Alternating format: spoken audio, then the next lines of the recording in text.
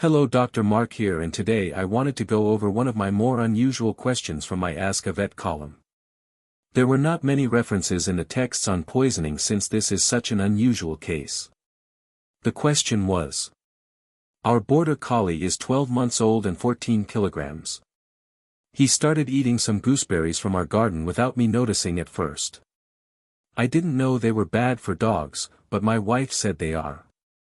We phoned the emergency vet service Friday evening, and they said to watch out for any reactions. Our regular vet said if there are no signs of illness, it should be okay. 5 days later, our dog has no signs of illness and is as lively as ever. What do you think? I am glad I can help. All toxins are dose-related. If a substance is only mildly toxic, a small amount will not cause harm. Gooseberries are like that.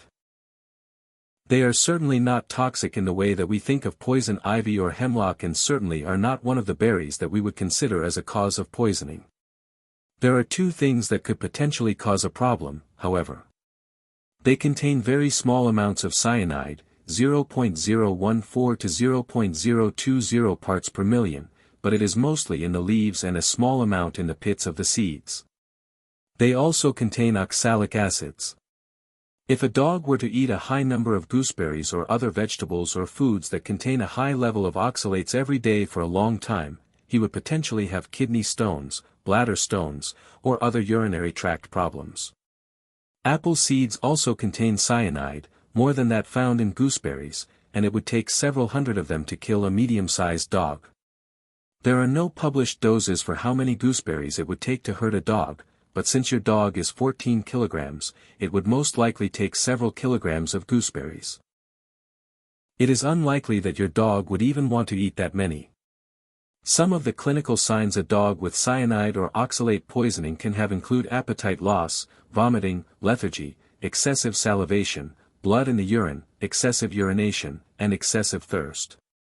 Spinach, whole grains, and many other fruits and vegetables contain higher levels of oxalates.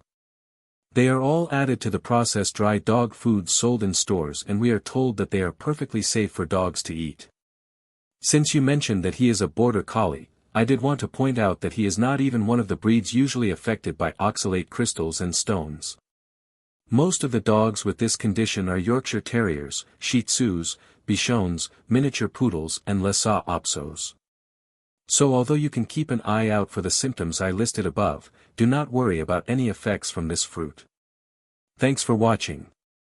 If you have any other problems with a plant that your dog has gotten into, leave a comment. If you have any other health questions, you can leave a comment at my Ask a Vet column at Your Pets at Home.